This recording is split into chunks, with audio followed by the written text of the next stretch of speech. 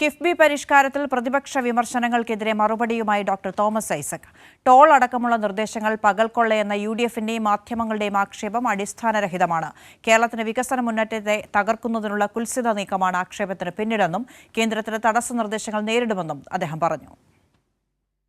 ഉപഭോക്താക്കളിൽ നിന്നും ടോൾ അടക്കമുള്ള യാതൊരു ചാർജും ഈടാക്കാതെയുള്ള മാതൃകയാണ് കിഫ്ബി മുന്നോട്ടുവെച്ചത്. എന്നാൽ അന്ന് ഇതിനെ എതിർത്തത് UDF ആയിരുന്നു. തിരിച്ചടവ് സർക്കാരിന്റെ സഞ്ചിത നിധിയിൽ നിന്നായതിനാൽ സർക്കാർ എടുക്കുന്ന വായ്പയ്ക്ക് തുല്യമാണെന്നാണ് പ്രതിപക്ഷ നേതാവ് വാദിച്ചത്. ആന്വിറ്റി മാതൃകയിൽ കോൺട്രാക്ടർ വായ്പയെടുത്ത് പദ്ധതി പൂർത്തീകരിക്കുകയും 10-15 വർഷം കൊണ്ട് ഗഡുക്കളായി സർക്കാർ പണം നൽകുകയുമാണ് ചെയ്യുന്നത്. ഒരു ആന്വിറ്റി പദ്ധതിയും ഇതുവരെ സർക്കാർ വായ്പയായും കണക്കാക്കിയിട്ടില്ലെന്നും മുൻ ധനമന്ത്രി ഡോക്ടർ തോമസ് ഐസക് പറഞ്ഞു. 1 ലക്ഷം കോടിയുടെ നിർമ്മാണ പ്രവർത്തനങ്ങൾ നടന്നുകൊണ്ടിരിക്കുകയാണെന്നും കിഫ്ബി ഇല്ലെങ്കിൽ ഇവ നടപ്പാക്കാൻ UDFന്റെ ബദൽ മാർഗം എന്താണെന്നും അദ്ദേഹം ചോദിച്ചു. സതീശനോടുള്ള ചോദ്യം ഇതാണ്. ശരി, കിഫ്ബി മാതൃക പറ്റില്ല, പിന്നെ ഇത്തരം പ്രൊജക്റ്റുകൾ നടപ്പാക്കാൻ നിങ്ങളുടെ കയ്യിലുള്ള ഏർപ്പാട് എന്താ?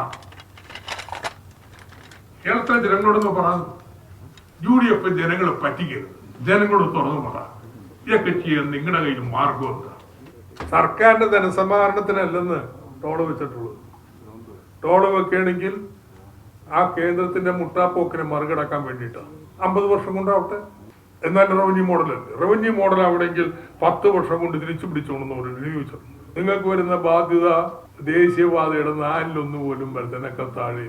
വളരെ സങ്കുചിതമായ രാഷ്ട്രീയ ലക്ഷ്യത്തിന് വേണ്ടിയിട്ട് 3-ാം വട്ടം ഇനി ജയിച്ചു പോയാലോ എന്നുള്ള പേടിയുണ്ട് എന്ത് വികസന പ്രവർത്തനത്തെ മുടക്കാൻ വേണ്ടി ഇറങ്ങുന്ന ഒരു നിലവാരത്തിലേക്ക് UDF മാറിയിരിക്കുകയാണ്.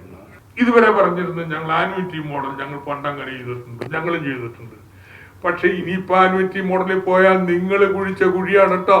ഇങ്ങനെ സർക്കാർ ഖജനാവിൽ പണം തിരിച്ചടവ് വരുന്നതെല്ലാം സർക്കാരിന്റെ വായ്പയാണ്. നിങ്ങൾ വാദിച്ച് കേന്ദ്രത്തിനെ പിന്താങ്ങിയുണ്ടല്ലോ, ആ കുഴിയിൽ നിങ്ങൾ വീണിരിക്കുക. ജനങ്ങളിൽ ഉണ്ടാകുന്ന അധികഭാരം പരമാവധി കുറയ്ക്കുന്നതിനുള്ള മാർഗമാണ് സർക്കാർ സ്വീകരിക്കുന്നത്. ഇതിന്റെ അടിസ്ഥാനത്തിൽ ഒരു റവന്യൂ മോഡലാക്കി മാറ്റാനും ശേഷം സുപ്രീം കോടതിയിൽ ശക്തമായ നിലപാട് സ്വീകരിക്കാനുമാണ് തീരുമാനം. ഇനി മുതൽ ആന്വിറ്റി പദ്ധതികളും സർക്കാർ വായ്പയായി പരിഗണിക്കുമെന്നാണ് കേന്ദ്ര സർക്കാർ നിലപാട്. കേന്ദ്രത്തിന്റെ ഇത്തരം തടസ്സ നിർദ്ദേശങ്ങൾ മറികടക്കാൻ ശക്തമായ ജനകീയ പ്രക്ഷോഭവും വേണ്ടിവരുമെന്നും അദ്ദേഹം പറഞ്ഞു. കൈരളി ന്യൂസ്, തിരുവനന്തപുരം.